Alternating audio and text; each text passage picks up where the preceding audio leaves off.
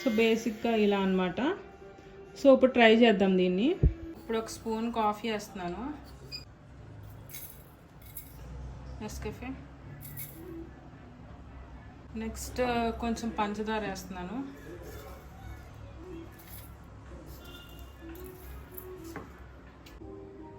ఇప్పుడు కొంచెం వాటర్ వేస్తున్నాను, ఆన్ చేస్తున్నాను.